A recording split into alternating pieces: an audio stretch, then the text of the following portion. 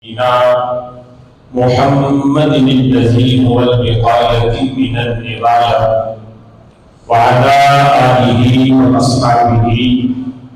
ذوي الرواية والدراية صلاة وسلاما لا غاية لهما ولا نهاية. أما بعد فأعوذ بالله من الشيطان الرجيم. بسم الله الرحمن الرحيم. قال الله تبارك وتعالى في القرآن المجيد والفرقان الحميد: إن الذين آمنوا وعملوا الصالحات سيجعل لهم الرحمن ودا. صدق الله العظيم. قال الله تبارك وتعالى في شان حبيبه مخبرا عنه: إن الله وملائكته يصلون على النبي يا أيها الذين آمنوا صلوا عليه وسلموا تسليما. الصلاة والسلام عليك يا سيدي يا رسول الله وعلى آلك وأصحابك يا سيدي يا حبيب الله. الصلاة والسلام عليك يا سيدي يا نبي الله وعلى آلك وأصحابك يا سيدي يا رسول الله. مولاي صل وسلم دائما أبدا على حبيبك خير الخلق كلهم. هو الحبيب الذي ترجى شفاعته لكل قول من الأحباب المقتحم. منزه عن شريك في محاسنه فجوهر الحسن فيه غير منقسم. يا رب صل وسلم دائما أبدا على حبيبك خير الخلق كلهم. اللہ وحدہ لا شریک حمد و ثنا اور حضور صدر کائنات مفخر اور زینت بسر کائنات باعث تخلیق کائنات دستگیر جہاں غم غصہ زمان حامی بے کسان سید سوران قائد المرسلین خاتم النبیین احمد مصطفیٰ جناب محمد مصطفیٰ صلی اللہ تعالی علیہ وآلہ وسلم کے دربار ناز میں ہدیہ درود و سلام عرض کرنے کے بعد نہایت ہی معزز محتشم حضرات و سامعین، رب ذوالجلال کے فضل اور توفیق سے جمعۃ المبارک کے اس بابرکت اجتماع میں ہم سب کو شرکت کی سعادت حاصل ہو رہی ہے۔ میری دعا ہے رب ذوالجلال ان مقدس لمحات کا صدقہ ہم سب کے گناہوں کو معاف فرما اور رب ذوالجلال ہمیں قرآن و سنت کا فہم عطا فرما۔ آج کے جمعۃ المبارک میں میری گفتگو کا موضوع ہے انفرادیت غوث اعظم رضی اللہ تعالی عنہ۔ چونکہ ماہ ربیع الثانی اس کی 11 تاریخ کو نسبت ہے حضور سیدی غوث اعظم رضی اللہ تعالی عنہ کے ساتھ۔ ویسے تو حضور سیدی غوث اعظم رضی اللہ تعالی عنہ کو یہ مقام حاصل ہے کہ ہر ایک ولی کا ہوتا ہے سال میں ایک عرس، ہر 11ویں پہ ماہانہ عرس ہے غوث کا۔ غوث اعظم رضی اللہ تعالی عنہ کا عرس مبارک تو ہر مہینے کی 11ویں تاریخ کو منایا جاتا ہے،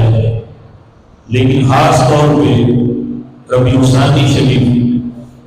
جس کی 11 تاریخ کو حضور سیدی غوث اعظم رضی اللہ تعالی عنہ کے ساتھ نسبت ہے،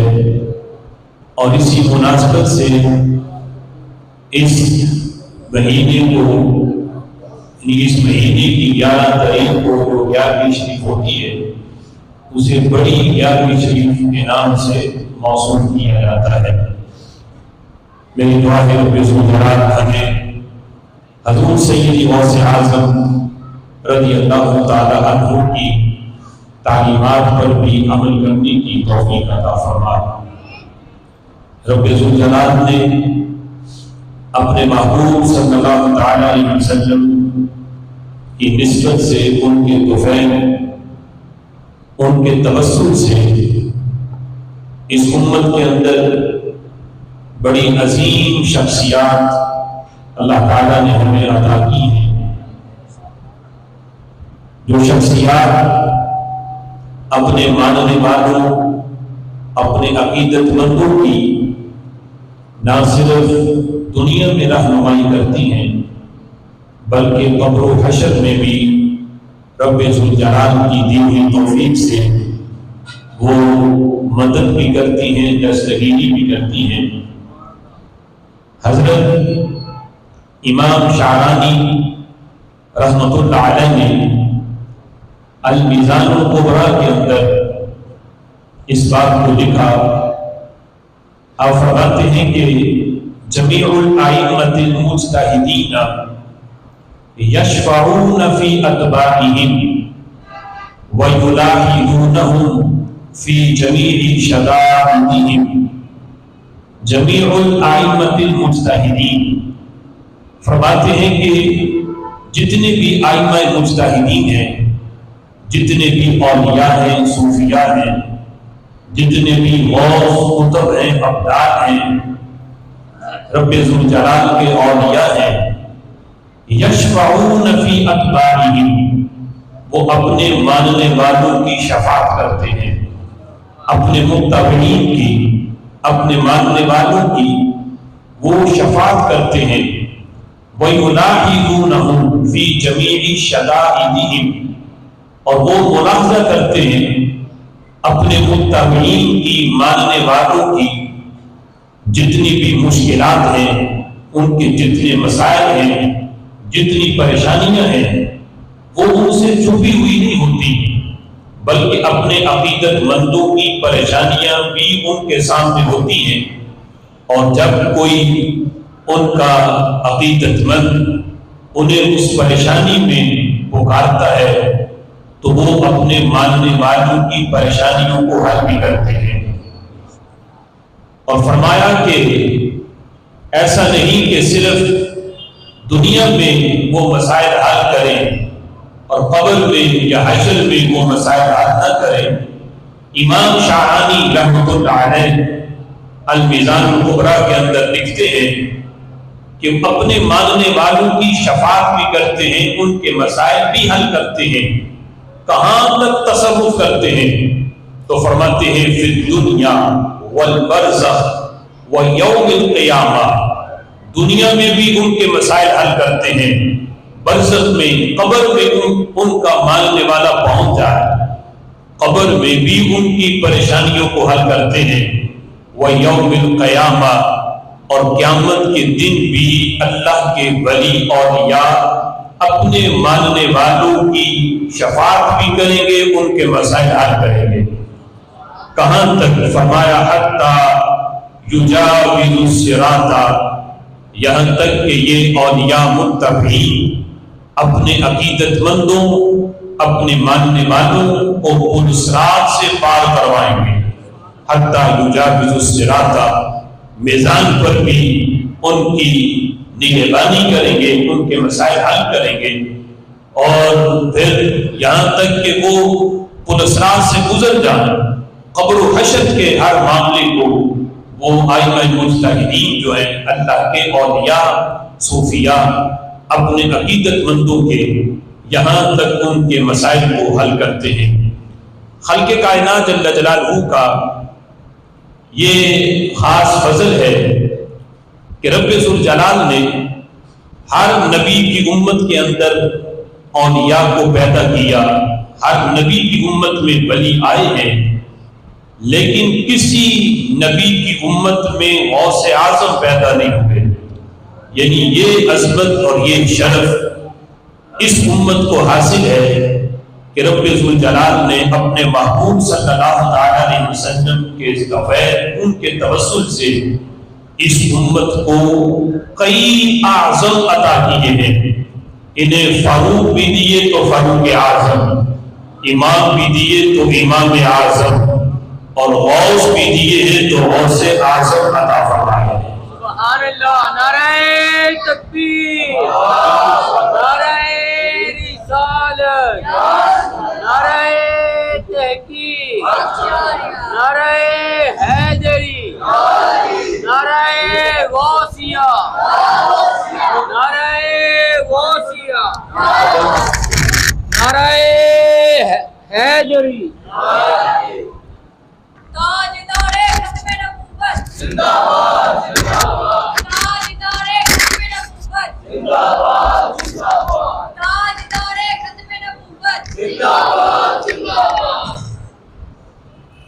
تو یہ اس امت کی شان ہے کہ رب ذوالجلال نے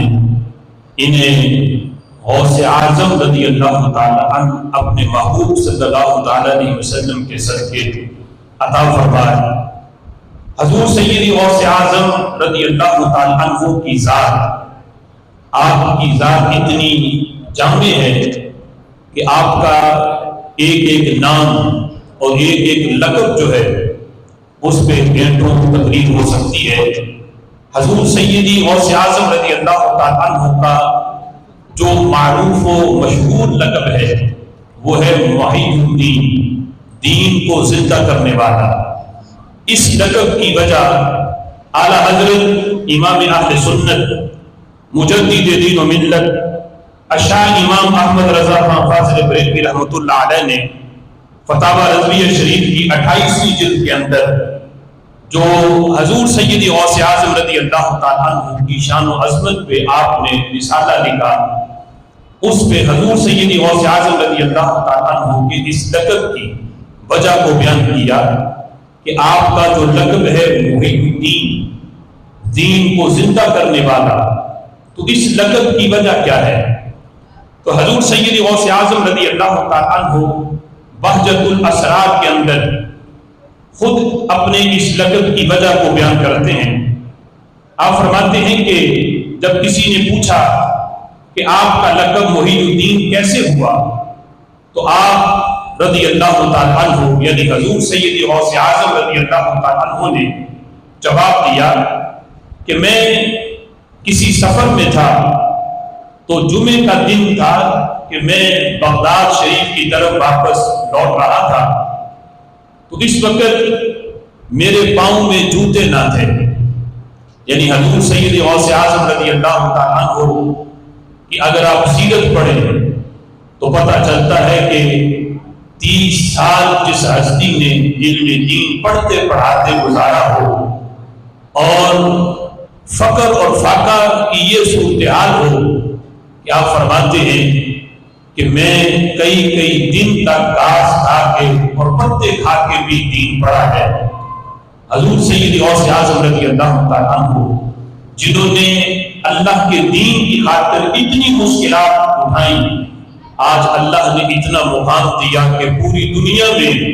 ان کے نام پہ دیگیں تقسیم کی جاتی ہیں، اور آج ان کے مزار پر انوار پہ 24 گھنٹے کبھی بھی لنگر کی تقسیم جو ہے وہ بند نہیں ہوتی. تو جو اللہ کے دین کی خاطر مشکلیں برداشت کرتا ہے، اللہ قیامت تک اس کے نام کو بھی زندہ فرما دیتا ہے. تو فرماتے ہیں کہ جمعے کے دن بغداد کی طرف میں واپس لوٹ رہا تھا، تو راستے میں ایک کمزور سا اور نحیف سا جس کا رنگ بھی بدلا ہوا تھا، رنگ بھی زرد تھا، اور وہ اپنی ظاہری کیفیت سے مریض لگ رہا تھا کہ جس طرح کوئی بہت زیادہ بیمار ہو. تو کہتے ہیں ایسی صورت کے اندر مجھے ایک آدمی زمین پہ پڑا ہوا ملا. فقال لی السلام علیک یا عبد القادر. جب میں اس کے قریب سے گزرا تو اس نے میرا نام لے کے کہا اے عبد القادر تجھ پہ سلام ہو. تو جب اس نے سلام کہا فرددت علیہ السلام. حضور سید غوث اعظم رضی اللہ تعالیٰ عنہ کہتے ہیں میں نے اس کے سلام کا جواب دیا. فقال ادن منی. تو اس بندے نے جو لیٹا ہوا تھا کمزور سا، اس نے کہا کہ اے عبد القادر میرے قریب آؤ، مجھ سے اونچا نہیں بولنا چاہتا، قریب آؤ تاکہ میں تم سے کوئی بات کرنا چاہتا ہوں۔ تو حضور سید غوث اعظم کہتے ہیں فَتَدَوْتُ مِنْهُ، میں اس کے قریب آیا، فَقَالَ لِي، اس نے مجھ سے کہا اجلسنی، مجھے بٹھاؤ، سہارا دے کے مجھے بٹھاؤ۔ تو حضور سید غوث اعظم کہتے ہیں فَأَجْلَسْتُهُ، میں نے اس کو سہارا دے کے اسے بٹھایا، جب میں نے اسے بٹھایا فَنَمَا جَسَدُهُ، اس کا جسم جو ہے، نما کہتے ہیں نشو نما پانا، پہلے اس کا جسم بڑا کمزور تھا، لیکن جب میں نے اسے ہاتھ لگا کے سہارا دے کے بٹھایا تو اس کا جسم تر و تازہ ہو گیا۔ وَحَسُنَتْ صُورَتُهُ، پہلے بڑا کمزور تھا، رنگ اس کا زرد تھا، جب میرے ہاتھ لگے تو رنگ اس کا تر و تازہ اور صورت اس کی حسین بن گئی۔ وَصَفَا لَوْنُهُ، رنگ اس کا بڑا چمکدار بن گیا، پہلے بڑا کمزور تھا، اب جسم کے اندر پاور آ گئی، جسم نشو نما پا گیا اور اس کی صورت بڑی حسین بن گئی۔ تو غوث اعظم رضی اللہ تعالیٰ عنہ آپ فرماتے ہیں فخفت منہ، میں ڈر گیا، میں نے خوف کیا کہ یہ عجیب بندہ ہے، پہلے لیٹا ہوا تھا، کمزور سا تھا، اب میں اس کے قریب آیا ہوں تو اس کا جسم بھی تر و تازہ ہوا اور اس کا رنگ بھی بڑا خوبصورت اور چمکدار بن گیا، اور پہلے اس سے اٹھا نہیں جا رہا تھا، اب اس کے اندر طاقت بھی آ گئی ہے، پاور بھی آ گئی۔ تو میں نے اس بندے سے خوف کیا، تو اس نے بول کے کہا اتعرفنی،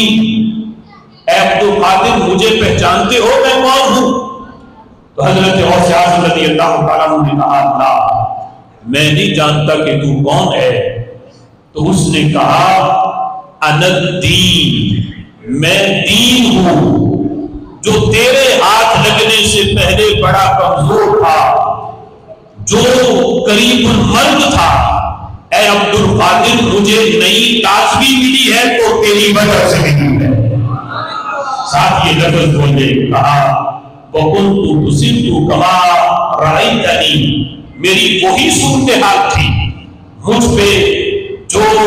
اغیار کی طرف سے جو اعتراضات تھے اور ان کی وجہ سے میں کمزور ہو چکا تھا، خرافات جو میرے اندر آ گئی، بدعقیدگی کی وجہ سے میں بڑا کمزور ہو چکا تھا، لیکن اے عبد القادر قد احیانی اللہ تعالی بک، اللہ نے تیری وجہ سے مجھے نئی زندگی عطا فرمائی ہے۔ احیانی اللہ تعالی بک، تیری وجہ سے رب ذوالجلال نے مجھے نئی زندگی دی ہے۔ وانت محی الدین، اور اے عبد القادر تو ہے دین کو زندہ کرنے والا، تو ہے وہ جس نے مجھے نئی زندگی دی ہے، تو ہے وہ جس نے مجھے مرنے سے اور مجھے ختم ہونے سے بچایا ہے۔ انت محی الدین، تو محی الدین ہے۔ حضرت غوث اعظم رضی اللہ تعالیٰ عنہ فرماتے ہیں کہ اس سے پہلے مجھے کوئی بھی محی الدین کہہ کے نہیں پکارتا تھا، لیکن جب اس شخص سے میری ملاقات ہوئی، یہ صورتحال بنی، تو میں اس کے بعد جامعہ مسجد میں آیا، آ کے نماز جمعہ پڑھی۔ تو حضرت عبد القادر کہتے ہیں جب میں نماز سے فارغ ہوا تو لوگوں نے کیا کیا، کہتے احر الناس الیہ یقبلون یدی، لوگ میرے ارد اکٹھے ہو گئے، آ کے میرے ہاتھ چومنے لگے، فیقولون یا محی الدین، اور مجھے یا محی الدین کہہ کے پکارنے لگے۔ اس دن کے بعد، اس واقعہ کے بعد میرا لقب یہ مشہور ہوا کہ مجھے محی الدین کے نام سے بلایا جانے لگا۔ وما دعیت بہ من قبل، حالانکہ اس سے پہلے میرا یہ لقب محی الدین کسی نے نہیں پکارا تھا، لیکن اس واقعہ کے بعد کہ وہ شخص ملا، اس کی یہ صورتحال میں نے دیکھی، جب اس نے مجھے محی الدین کہا اور کہا کہ میں دین ہوں، تیری وجہ سے اللہ نے مجھے نئی زندگی دی ہے، مجھے تازگی دی ہے، تو اس کے بعد پوری دنیا میں اور بغداد شریف کے اندر رب ذوالجلال نے میرے اس لقب کو مشغول فرما دیا۔ حضور سیدی غوث اعظم رضی اللہ تعالیٰ عنہ کا مقام اور مرتبہ اور آپ کی جامع شخصیت کتنا مقام اور مرتبہ ہے۔ حضرت شیخ عبدالحق محدث دہلوی رحمۃ اللہ علیہ شرح مشکات کے اندر اشعۃ اللمعات کے اندر جو مشکات شریف کی شرح ہے اس کے بعد زیارت القبور کے اندر اس بات کو لکھتے ہیں، کہتے ہیں یکے از مشائخ عظام گفتہ از، یعنی یہ جو کتاب ہے آپ کی یہ فارسی میں ہے، تو آپ فرماتے ہیں کہ ایک عظیم بزرگ کے حوالے سے کہ ان کا قول ہے کہ میں نے یہ خود مشاہدہ کیا، بہت بڑے اللہ کے علی ہیں جو حضور سیدی غوث اعظم رضی اللہ تعالیٰ عنہ کے زمانہ مبارک کے، تو کہا کہ میں نے یہ مشاہدہ کیا ودیدم چہار کسرا از مشائخ تصرف می کنن در قبور خود، کہتے چار شخصیات ایسی ہیں اللہ کے اولیاء میں سے جن کا مشاہدہ میں نے اپنی زندگی میں کیا۔ اب یہ چار میں انحصار نہیں ہے، چار سے زیادہ بھی ہو سکتی ہیں، لیکن یہ اس اللہ کے ولی کا اپنا مشاہدہ تھا کہ انہوں نے اپنی زندگی میں چار ہستیوں کو دیکھا۔ کہتے ہیں چار اولیاء مشائخ ایسے ہیں کہ تصرف میں کنن در قبور خود، جو اپنی زندگی میں نہیں اپنی قبروں میں جا کے بھی تصرف کرتے ہیں۔ تصرف کیسا؟ در قبور، قبروں میں بھی دنیا میں تو دستگیری کرتے ہی ہیں، دنیا میں کوئی انہیں مدد کے لیے پکارے تو دنیا میں تو مدد کرتے ہی ہیں، اپنی قبر میں پہنچ کر بھی وہ دستگیری نہیں چھوڑتے، قبر میں چلے جائیں وہ پھر بھی غوث اعظم ہی ہوتے ہیں، دنیا میں کوئی پکارے پھر بھی دستگیری کرتے ہیں، قبر میں جا کر بھی وہ دستگیر ہیں۔ تو کہتے ہیں کہ تصرف می کنن در قبور خود مانند تصرف ہائے شان در حیات خود یا بیشتر، کہتے قبروں میں جا کے یوں تصرف کرتے ہیں جس طرح وہ اپنی زندگی میں کرتے تھے، بلکہ کہتے ہیں یا بیشتر، یا قبروں میں پہنچ کے دنیا سے بڑھ کے تصرف کرتے ہیں۔ دنیا میں تو پھر بھی قید تھے، لیکن قبر میں پہنچ کے وہ قید ختم ہو جاتی ہے۔ دنیا میں یہ جو روح ہے یہ بدن کے پنجرے میں قید ہوتی ہے، لیکن جب بندہ قبر میں چلا جائے پھر روح اس کی آزاد ہے۔ روح کا تعلق جسم سے ضرور ہوتا ہے لیکن روح بدن میں قید نہیں ہوتی۔ بندہ دنیا کے اندر وہ تصرف نہیں کر سکتا جو بندہ قبر میں پہنچ کے کر سکتا ہے، اسی لیے کہا کہ قبر میں جا کے وہ تصرف دنیا والے تصرف سے بھی زیادہ کرتے ہیں۔ اور کہتے ہیں شیخ عبدالحق محدث دہلوی ان میں دو ہستیوں کے تو نام لیے، کہا دو ان کے علاوہ ہیں، کہا ان دو میں ایک ہستی کا نام حضرت شیخ معروف کرخی ہے اور دوسری کا نام شیخ عبدالقادر جیلانی ہے۔ حضرت معروف کرخی رحمت اللہ علیہ یہ وہ عظیم ہستی ہے جو قبر میں پہنچ کر بھی دنیا والے تصرف سے بھی زیادہ تصرف کرتے ہیں، اور حضرت شیخ عبدالقادر جیلانی رحمت اللہ علیہ یہ وہ ہستی ہیں کہ دنیا میں بھی تصرف تھا، دنیا میں بھی مدد کرتے تھے، اور قبر میں پہنچ کے دنیا والے تصرف سے کہیں بڑھ کے دستگیری فرماتے ہیں۔ اب حضرت شیخ عبدالحق محدث دہلوی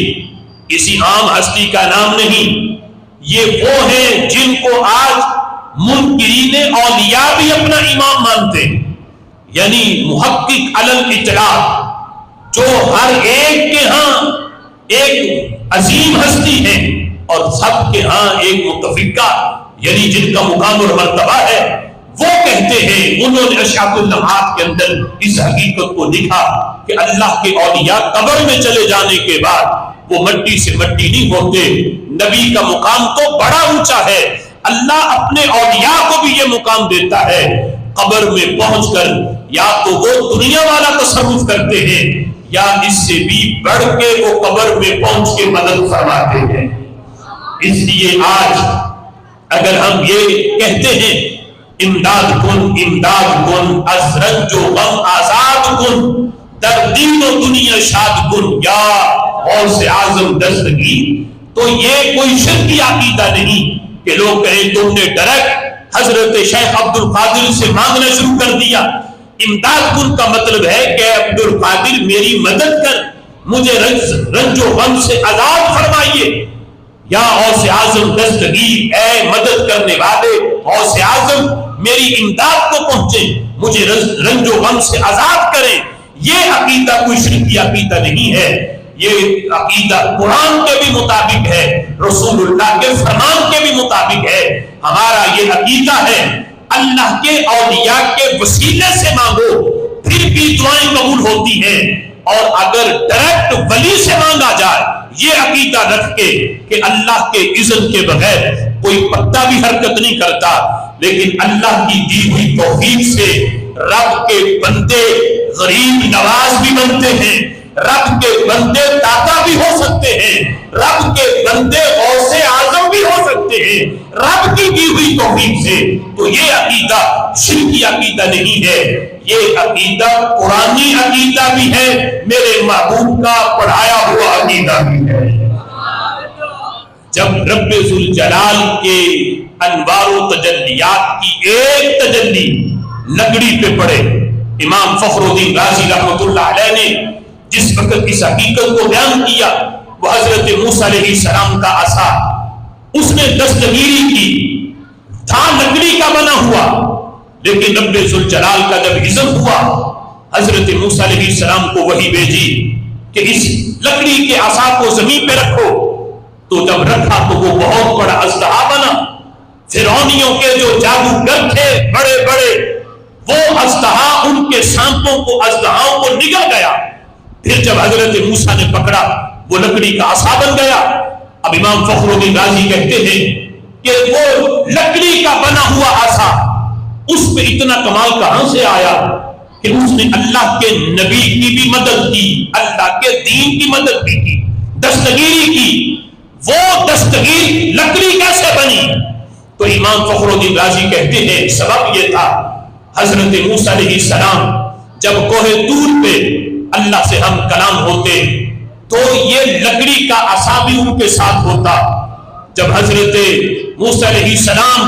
ایک دن کلام کرنے گئے تو اللہ نے پوچھا وما تلک بیمینک یا موسیٰ،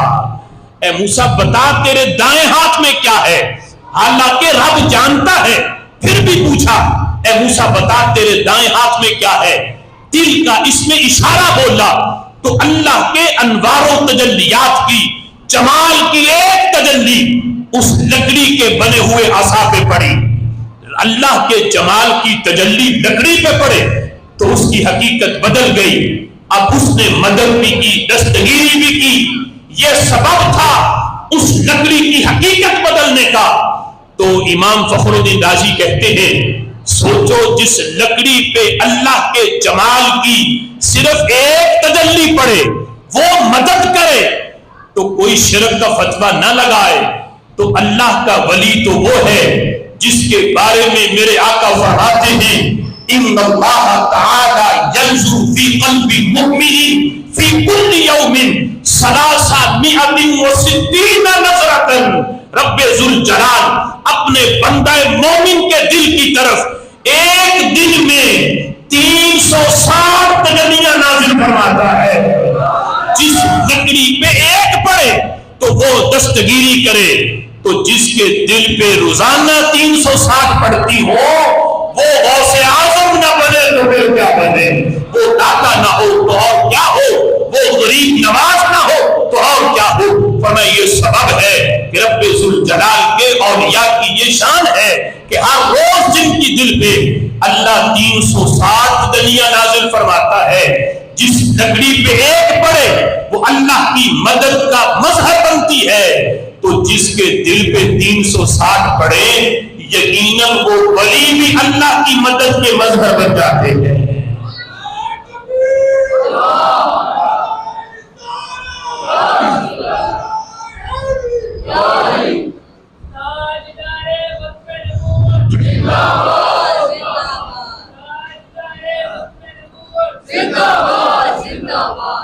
حضور سیدی غوث اعظم رضی اللہ تعالی عنہ کا مقام اور مرتبہ اتنا اونچا ہے. حضرت شاہ عبد العزیز محدث دہلوی،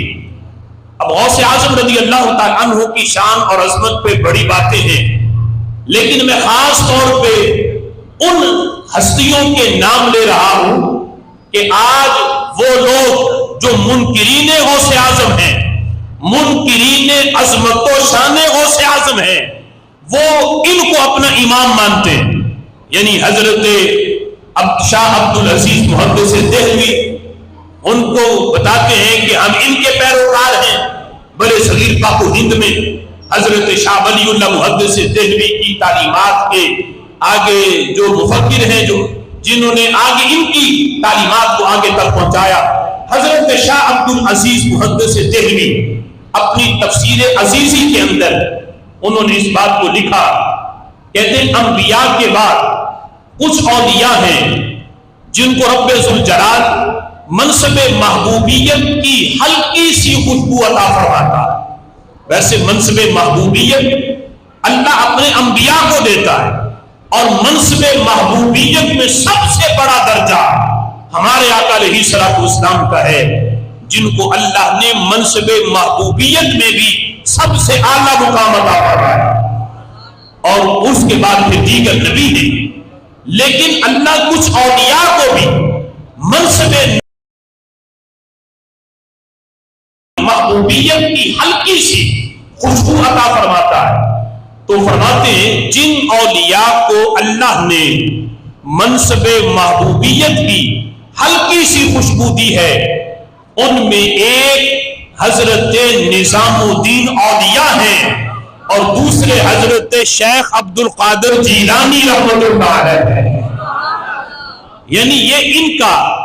ہر ولی کا جو اپنا اسے اللہ جو نظر دیتا ہے، اس لحاظ سے جو ان کا مشاہدہ ہوتا ہے وہ اپنے اپنے مشاہدے کو بیان کرتے ہیں. جس طرح حضرت شیخ عبد الحق محدث دہلوی نے اپنے مشاہدے کو بیان کیا کہ 4 شخصیات ایسی ہیں کہ جو قبر میں پہنچ کے تصرف کرتی ہیں، اور جہاں حضرت شاہ عبد العزیز محدث دہلوی کا اپنا مشاہدہ ہے، وہ کہتے ہیں کہ جن کو اللہ نے منصب محبوبیت کی ہلکی سی خوشبو دی ہے نبیوں کے بعد اولیاء میں سے، فرمایا ان میں ایک محبوب الہی حضور نظام الدین اولیاء رحمۃ اللہ علیہ ہیں، اور دوسرے حضرت شیخ عبد القادر جیلانی المعروف حضور سیدی غوث اعظم رضی اللہ عنہ کی ذات گرامی ہے. اب اس سلسلہ میں حضور سیدی غوث اعظم رضی اللہ عنہ کا مقام اور مرتبہ آج کتنا اونچا ہے کہ آج یہ لوگ جنہیں اپنا مقتدا اور پیشوا سمجھے، حضرت شاہ عبد العزیز محدث دہلوی، وہ بھی حضور سیدی غوث اعظم رضی اللہ عنہ کے اس مقام اور مرتبے کے قائل ہیں. حضور سیدی شیخ عبد القادر جیلانی، حضور سیدی غوث اعظم رضی اللہ عنہ، آج 2 طرح کے لوگ حضور غوث اعظم رضی اللہ عنہ سے بغض رکھتے ہیں، اور معاذ اللہ اپنے دل میں ان کے بارے میں نفرت رکھتے ہیں، اور اپنی گندی زبان سے ان پہ معاذ اللہ طعن و تشنیع کرتے ہیں. ایک گروہ تو وہ ہے جو کسی سے ڈھکا چھپا نہیں، وہ خارجیوں کا، جس کے ٹولے کا ایک فرد آج آپ مشہور و معروف ذاکر نلائق کی صورت میں دیکھ سکتے ہیں کہ وہ کہتے ہیں کہ اس زمانے میں یہ اولیاء سے مانگنا تو بڑی دور کی بات ہے، محمد صلی اللہ تعالی علیہ وسلم سے بھی مانگنا حرام ہے، ان سے بھی نہیں مانگ سکتے. اولیاء کے منکر، اور آج پاکستان میں جن لوگوں نے اس نلائق کا استقبال کیا وہ سارا وہی ٹولہ ہے جو داتا کے بھی مخالف ہیں، حضور سیدی غوث اعظم کے بھی مخالف ہیں. یہ وہ ہستیاں ہیں داتا علی حجویری، حضرت خواجہ معین الدین چشتی حجویری رحمۃ اللہ علیہ، جن کی وجہ سے آج ہم مسلمان ہیں، جن کی وجہ سے بڑے صغیر پاک و ہند کے اندر اسلام کا نور پھیلا. آج یہ لوگ انہی کے منکر ہیں اور اپنے آپ بڑے توحید پرست سمجھتے ہیں. ہم کہتے ہیں کہ جس وقت داتا علی حجویری بڑے صغیر پاک و ہند کے اندر توحید کا جام لوگوں کو پلا رہے تھے، ہم ان مسلک والوں کو کہتے ہیں کہ تم اپنا کوئی چھوٹا سا خطیب بھی اپنا دکھاؤ نا کہ جو داتا صاحب کے مقابلے میں توحید کا درس دیتا ہو. اللہ کے فضل سے بڑے صغیر پاک و ہند کی تاریخ میں بھی اگر دیکھو گے تو تمہیں اہل سنت کا خون ہی اس کی بنیادوں میں نظر آئے گا. ایک وہ خراجیوں کا گروہ جو سارے اولیاء کا ممکن اور غوث اعظم رضی اللہ تعالیٰ عنہ کو غوث اعظم کہنے پہ بھی انہیں تکلیف ہے، یہ تو کسی سے ڈکا چھپا نہیں. دوسرا گروہ وہ ہے کہ جو اپنے آپ کو محب اہل بیت اطہار کہتا ہے، ہم کہتا ہے کہ ہم اہل بیت اطہار کے بڑے محب ہیں، ائمہ اہل بیت اطہار کی محبت کا دم تو بھرتے ہیں، ان کی محبت کا دعویٰ تو کرتے ہیں، لیکن حضور سیدی غوث اعظم رضی اللہ تعالی عنہ کے معذاللہ اتنے خلاف ہیں کہ انہیں سید تک بھی نہیں مانتے. تو سبب کیا ہے؟ حالانکہ جس بغداد کے اندر اور جس کے قرب و جوار میں ائمہ اہل بیت اطہار کے مزار ہیں، وہیں حضور سیدی غوث اعظم بھی لیٹے ہوئے ہیں، لیکن یہاں تک کہ بقیہ سب کے مزارات پہ وہ گروہ جاتا ہے، قافلے در قافلے جاتے ہیں، غوث اعظم رضی اللہ تعالیٰ عنہ کے مزار پر وہ طبقہ نہیں جاتا. سبب کیا ہے؟ سبب یہ ہے کہ جتنا رافضیت کو رگڑا غوث اعظم نے لگایا ہے اتنا رگڑا کسی اور ہستی نے نہیں لگایا. غوث اعظم نے سید ہو کے پھر سید وہ کہ جو حسنی سید بھی ہو حسینی سید بھی ہو، نجیب الطرفین سید، ایک سلسلہ جس کا والدہ کی طرف سے حسینی ہو باپ کی طرف سے حسنی ہو، وہ نجیب الطرفین سید ہو کے جس نے رافضیت کی جڑوں کو اکھیڑا، اس ہستی کو شیخ عبد القادر جیلانی کہا جاتا ہے، جس نے افضلیت صدیق اکبر کا عقیدہ بھی بیان کیا، عظمت صحابہ کا نعرہ بھی لگایا، جس نے حضرت امیر معاویہ رضی اللہ تعالیٰ عنہ کی خلافت کو بھی تسلیم کیا، اور یہ سارے عقائد جو اہل سنت کے صدیوں پرانے تھے ان کو واضح کیا، اور رافضیت کا جو گندا نظریہ تھا اس کو عوام الناس کے سامنے بیان کیا اور اس کی جڑوں کو کھوکھلا کیا. یہ سبب ہے کہ آج وہ رافضی حضور سیدی غوث اعظم رضی اللہ تعالیٰ عنہ کو معاذاللہ سید ماننے سے بھی وہ انکار کرتے ہیں. اور اس سلسلہ میں اعلیٰ حضرت امام اہل سنت مجدد دین و ملت الشاہ امام احمد رضا خان فاضل بریلوی رحمۃ اللہ علیہ، ان سے ایک سوال پوچھا گیا اور یہ شرف بھی پاکستان کی سرزمین کو حاصل ہے کہ یہ سوال بھی اعلیٰ حضرت سے جو پوچھا گیا تو سائل کا تعلق اسی سرزمین سے تھا، یعنی گجرانوالہ کے علاقے سے سائل نے یہ سوال بھیجا انڈیا میں حضور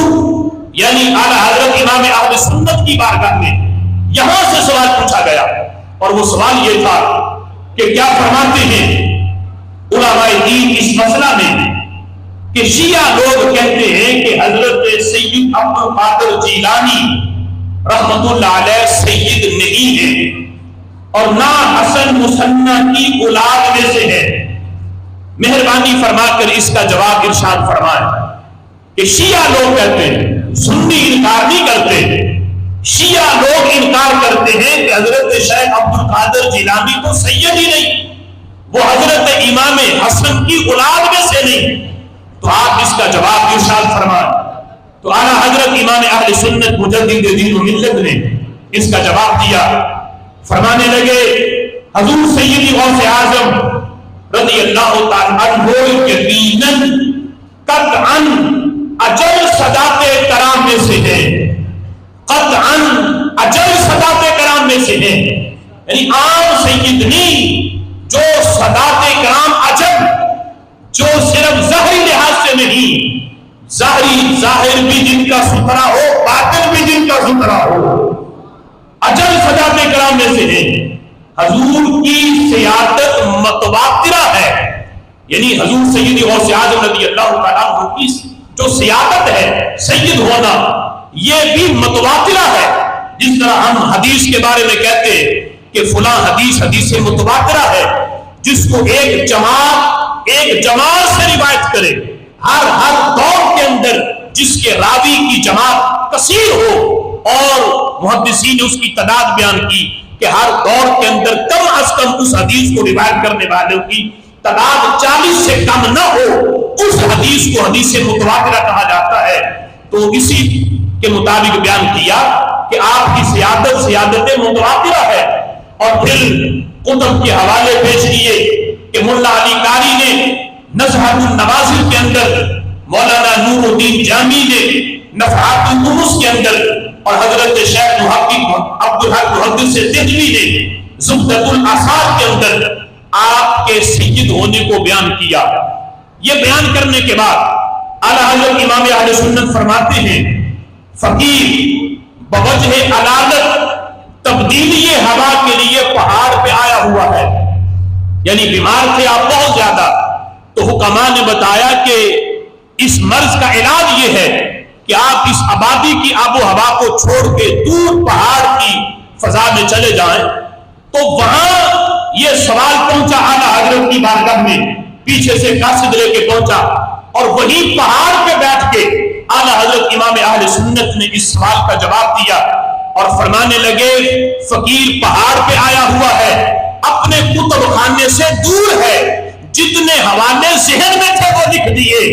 اگر فقیر اپنے کتب خانے میں ہوتا تو پھر انداز اور ہوتا، یعنی اتنی بھی تاخیر نہ کی کہ میں کتب خانے میں جاؤں گا پھر جا کے جواب لکھوں گا۔ اس سوال کو اتنا اہم سمجھا اور اس کا جواب دینا فی الفور ضروری سمجھا کہ کہیں ایسا نہ ہو کہ اس جواب دینے سے پہلے اس بیماری میں میری رخصت نہ ہو جائے، میں دنیا سے چلا نہ جاؤں اور یہ سوال میرے اوپر قرض نہ رہ جائے۔ فی الفور جواب لکھا، اور اعلیٰ حضرت امام اہل سنت نے حضور سیدی غوث اعظم رضی اللہ تعالیٰ عنہ کی اس سیادت کو بیان کیا۔ اور آخری بات اعلیٰ حضرت امام اہل سنت فرماتے ہیں، رافضیوں کے یہاں رافضی سید کسے مانتے ہیں، یہ شیعہ لوگ سید کسے کہتے ہیں؟ تو میرے امام نے وہ بھی بیان کیا، فرماتے ہیں رافضیوں کے یہاں تو معیار سیادت رفض ہے، یعنی ان کے ہاں معیار سیادت یہ ہے رافضی ہونا۔ جو رافضی نہ ہو، شیعہ نہ ہو، شیعہ کبھی بھی غیر شیعہ کو سید ہی نہیں مانے گا، وہ کہے گا کہ سید ہے ہی وہ جو پہلے شیعہ ہو، پھر اسے سید مانیں گے۔ فرماتے سنی کیسا ہو، جلیل القدر سید ہو، اسے ہرگز رافضی سید نہیں مانیں گے، اور کوئی کیسا رذیل ذلیل قوم کا ہو، مراسی کیوں نہ ہو، آج وہ رافضی بن جائے اگلے دن سید بن جائے گا، اگلے دن اسے یہ سید کا تاج پہنا دیں گے۔ ذلیل قوم کا کیوں نہ ہو، کوئی چوڑا ہی کیوں نہ ہو، آج وہ شیعہ بنے، کل کو یہ رافضی لوگ اسے سیادت کا تاج پہنا دیں گے کہ یہ سید بن گیا۔ ان کے ہاں تو معیار سیادت رافضی ہونا ہے، حالانکہ حضور سیدی غوث اعظم رضی اللہ تعالی عنہ اجل سادات کرام میں سے بھی ہیں، اور اللہ کے فضل و کرم سے سنی بھی ہیں۔ اور میں ان کے ہاں کوئی کیسا ہی رذیل ذلیل قوم کا آج رافضی ہو جائے، کل وہ سید بن جائے گا، کہ ان کے ہاں معیار سیادت رفق ہونا ہے۔ لیکن رب ذوالجلال نے جسے یہ عظمت دی ہے وہ سید ہے جو باپ کی طرف سے حسنی سید ہے، ماں کی طرف سے حسینی سید ہے، جو نجیم رفیع سید ہے، حضور سیدی غوث اعظم